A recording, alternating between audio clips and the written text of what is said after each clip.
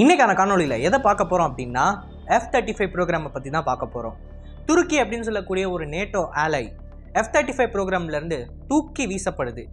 இதற்கு அமெரிக்கா சொன்ன காரணம் என்ன அப்படின்னு பார்த்தீங்கன்னா, S-400 அப்படின்ற வான் பாதுகாப்பு அமைப்பை துருக்கி வாங்கினதுனால தான் இந்த குறிப்பிட்ட ப்ரோக்ராம்லேருந்து அவங்கள தூக்கி வெளியேறோம் அப்படின்னு அமெரிக்கன்ஸ் சொன்னாங்க.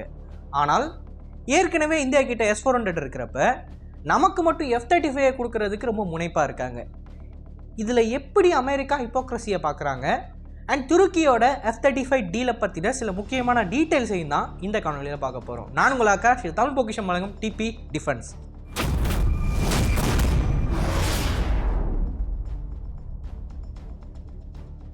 முதல் விஷயம், துருக்கி அப்படின்னு சொல்லக்கூடியது ஒரு நேட்டோ ஆலை. நேட்டோ அமைப்பில் இருக்கக்கூடிய எல்லா நாடுகளுமே கோல்டு வாருக்கு அப்புறமா சோவியத் ஆயுதங்களை கொஞ்சம் கொஞ்சமாக ரிட்டையர் பண்ணிக்கிட்டே வரணும்.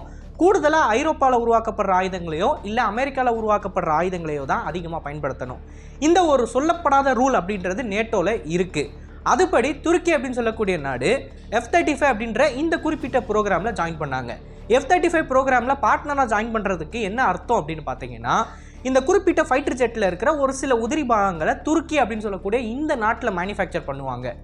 இந்த விமானங்களை ஓன் பண்ணி ஆப்ரேட் பண்ணுறதை தாண்டி பார்ட்ஸை மேனுஃபேக்சர் பண்ணுற வரைக்கும் இந்த கண்ட்ரிக்கு ஒரு பகுதி கொடுக்கப்படும்.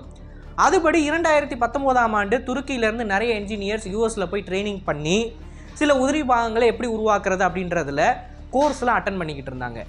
அண்ட் துருக்கி அப்படின்னு சொல்லக்கூடிய இந்த கண்ட்ரி கிட்டத்தட்ட 100 F-35 போர் விமானங்களை வாங்குறதுக்கு உத்தரவாதம் கொடுத்து பணமும் செலுத்தி இருந்தாங்க.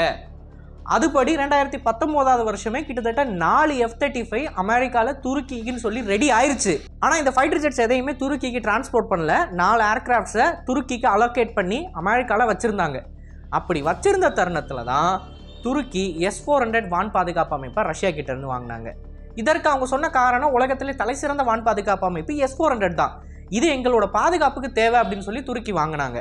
ஆனால் அமெரிக்கன்ஸ் என்ன சொன்னாங்க, F-35 அப்படின்னு சொல்லக்கூடிய இந்த குறிப்பிட்ட போர் விமானத்தை S-400 மாதிரியான இன்ஃபர்மேஷன் கலெக்ட் பண்ணக்கூடிய ரஷ்யன் ஆசட்டுக்கு பக்கத்தில் எங்களால் நிறுத்த முடியாது அப்படின்னு சொன்னாங்க. F-35 வானத்தில் பறந்துகிட்டு இருக்கிறத தாண்டி அதை தரையில் வச்சு ரிப்பேர் பண்ணுறப்ப சில முக்கியமான இன்டெலிஜென்ஸை இந்த குறிப்பிட்ட சிஸ்டமால் கேதர் பண்ண முடியும். அப்படி கேதர் பண்ணுற இன்டெலிஜென்ஸ் ரஷ்யன் இன்டெலிஜென்ஸ் ஏஜென்சிக்கு கொடுக்கப்படும். இதனால் ஒட்டுமொத்த நேட்டோ நாடுகளுக்கே ஒரு மிகப்பெரிய ஆபத்து இருக்குது அப்படின்னு அமெரிக்கன்ஸ் இந்த F-35 ப்ரோக்ராமை இமீடியட்டாக ஸ்டாப் பண்ணுறாங்க. அமெரிக்காவில் இருக்கக்கூடிய துருக்கி நாட்டை சேர்ந்த என்ஜினியர்ஸ் F-35 எப்படி மேனுஃபேக்சர் பண்ணுறதுன்னு வேலை பார்த்துட்டு இருந்தாங்க இல்லையா, அவங்களுக்கு இமீடியட்டாக அமெரிக்க மண்ணை விட்டு வெளியே போகிறதுக்கு உத்தரவு கொடுக்கப்படுது. அண்ட் அமெரிக்கா அந்த 4 ஃபைட்டர் ஜெட் துருக்கிக்குன்னு சொல்லி அலோகேட் பண்ணி வச்சுருந்தாங்க பார்த்தீங்களா, அந்த ஃபைட்டர் ஜெட்ஸையும் அமெரிக்க மண்ணை விட்டு வெளியே போகக்கூடாதுன்னு முடிவு பண்ணுறாங்க. துருக்கியை எஃபெக்டிவ் இமீடியட்டாக இந்த ப்ரோக்ராமில் இருந்து டெர்மினேட் பண்ணுறாங்க. இந்த குறிப்பிட்ட விஷயம் நடந்ததுக்கு அப்புறமா அமெரிக்காவிலேருந்து ஒரு ப்ரெஸ் கான்ஃபரன்ஸ் கொடுக்கப்படுது. பென்டகானோட ப்ரெஸ் ரிலீஸை நம்ம பார்க்கலாம். அந்த ப்ரெஸ் கான்ஃபரன்ஸில் துருக்கியை F-35 ப்ரோக்ராம்லேருந்து சஸ்பெண்ட் பண்ணுறோம் அப்படின்னு தான் சொல்லியிருப்பாங்க.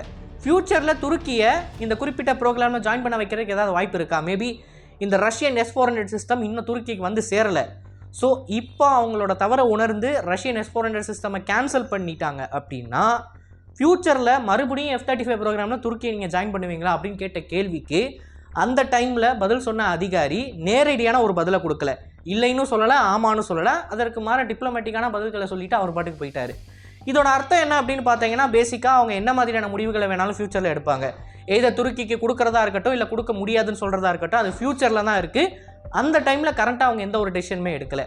ஆனால் பாயிண்ட் என்ன அப்படின்னு பார்த்தீங்கன்னா, ஒரு S-400 மாதிரியான ரஷ்யன் இன்டெலிஜென்ஸ் கேதரிங் சிஸ்டமுக்கு பக்கத்தில் F-35 வல்னரபிளான சிச்சுவேஷனை நிறுத்த முடியாது அப்படின்றது தான்.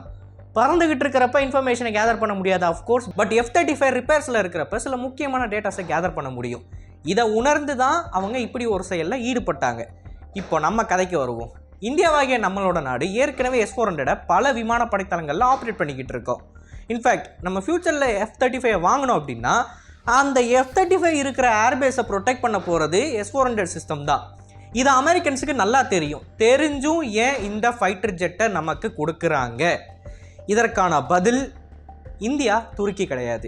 துருக்கி என்னதான் ஒரு நேட்டோ ஆலையாக இருந்தாலும் இன்னைக்கு தேதிக்கு நம்மளால் அமெரிக்காவுக்கு நிறைய காரியங்களை பண்ண முடியும். அண்ட் பிரிக்ஸ் அப்படின்னு சொல்லக்கூடிய கூட்டமைப்பில் ஒன் ஆஃப் தி ஸ்ட்ராங்கஸ்ட் மெம்பராக 3 மெம்பர்ஸில் நம்மளும் ஒரு ஆளாக இருக்கும்.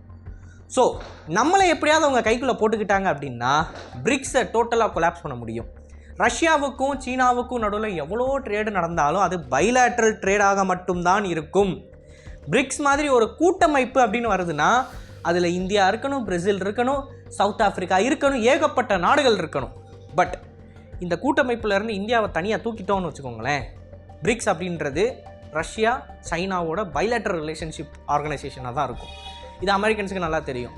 அதனால தான் F-35 கொடுத்து, அதுவும் குறிப்பாக என்ன தான் S-400 இருக்குது அப்படின்னாலும் F-35 கொடுக்கறதுக்கு அவங்க தயாராக இருக்காங்க. இதுதான் இந்தியாவுக்கும் துருக்கிக்கு இருக்கக்கூடிய வித்தியாசம். நம்ம நேட்டோ ஆலாயாக இருக்கணுன்ற அவசியம் கிடையாது. அமெரிக்கா கிட்டே இதுக்கு முன்னாடி ஃபைட்டர் ஜெட்ஸை வாங்கியிருக்கணும் கூட அவசியம் கிடையாது. ஏன்னா உலகத்திலேயே இதுவரைக்கும் அமெரிக்கன் ஜெட்ஸை துளி கூட ஆப்ரேட் பண்ணாத ஒரு கண்ட்ரி ஸ்ட்ரைட்டாக F-35 வாங்குறது நம்ம தான். சப்போஸ் இந்த டீல் நடந்து முடிஞ்சிச்சு அப்படின்னா. ஸோ இப்படி ஒரு இடத்துல நம்ம இருக்கோம் அப்படின்னா நமக்கு வெயிட் இருக்கிறதுனால தான் இதெல்லாம் நடந்துக்கிட்டு இருக்குது அப்படின்றது அர்த்தம். அண்ட் அமெரிக்கன்ஸுக்கு இதில் ஏகப்பட்ட காரணம் இருக்குது. ஃபார் எக்ஸாம்பிள் பிரிக்ஸை குலைக்கிறது அண்ட் ஒரு இன்டர்நேஷ்னல் ட்ரேட் கரன்சியை கொண்டு வர விடாமல் தடுக்கிறது, இந்தியாவுக்கும் சைனாவுக்கும் உள்ள ரிலேஷன்ஷிப்பில் உள்ள பூந்து ஆட்டையை கலைக்கிறது, இப்படி ஏகப்பட்ட விஷயங்களை நம்ம சொல்லிக்கிட்டே போகலாம். பட் நம்மளோட செக்யூரிட்டிக்கு சீனா நம்மக்கிட்ட இருந்து இடத்தை பறிச்சிருக்காங்க. அவங்க இடத்தை பறிச்சிட்டாங்க அப்படின்ற காரணத்தினால நம்ம எந்த வகையிலையும் சீனா கூட நட்பாக போக முடியாது. அன்லெஸ் அண்ட் அன்டில் நம்மக்கிட்ட இருந்து வாங்கின டெரிட்டரி அவங்க திருப்பி கொடுக்காத வரைக்கும் சீனா கூட நம்ம நட்பாக போகவே முடியாது. அது ஒரு ஆறாத வடுவாக இருக்குது. இந்த சமயத்தில் நமக்கு 5th gen ஃபைட்டர் ஜெட்ஸ் தேவைப்படுது. அண்ட் அதில் one of the best fighter jet அமெரிக்கன்ஸோட F-35 அப்படின்றப்ப நம்ம ஒரு சிக்கலான சூழ்நிலையில் இருக்கோம். நம்மளோட விமானப்படையோட ஸ்ட்ரென்த்தை இன்க்ரீஸ் பண்ணி ஆகணும். அட் த சேம் டைம் பிரிக்ஸுக்கும் துரோகம் பண்ணக்கூடாது. இப்படி ஒரு காம்ப்ளெக்ஸான நேச்சரில் நம்மளோட டிப்ளமசியை நம்மளை தள்ளியிருக்கு அப்படின்னு தான் சொல்லணும். பல தடவை நம்ம பெருமையாக பேசுவோம், இந்தியா எப்பயுமே எந்த சைடும் போகாது அப்படின்னு. இன்றைக்கி எந்த சைடும் போகாமல் இருக்கிற காரணத்தினாலேயே இப்படி ஒரு டீலில் நம்ம சிக்கியிருக்கோம். இப்போ நம்ம கிளியராக ரஷ்யன் சைடு இருந்தோம் அப்படின்னா கண்ணை மூடிட்டு Su-57 வாங்கிடுவோம், F-35 ஆஃபரே இருக்காது. பட் நம்ம எல்லாரும் கூட நட்பாக இருக்கிறதுனால F-35 கொண்டு தட்டில் வைக்கிறாங்க, Su-57 கொண்டு தட்டில் வைக்கிறாங்க. இப்போ எதை எடுக்கிறது அப்படின்ற ஒரு மிகப்பெரிய கன்ஃபியூஷனில் நம்ம இருக்கோம். இதை பற்றின உங்களோட கருத்துக்களை மறக்காமல் கமெண்ட்ஸில் பதிவிடுங்க. அண்ட் இது போல் நிறைய தகவலை தெரிஞ்சுக்கொள்ள டிவி டிஃபென்ஸ் பேஜை ஃபாலோ பண்ணிக்கோங்க. நல்லதை இப்போ இருந்து நல்ல சமுதாயத்தை வரக்கும். நன்றி, வணக்கம்.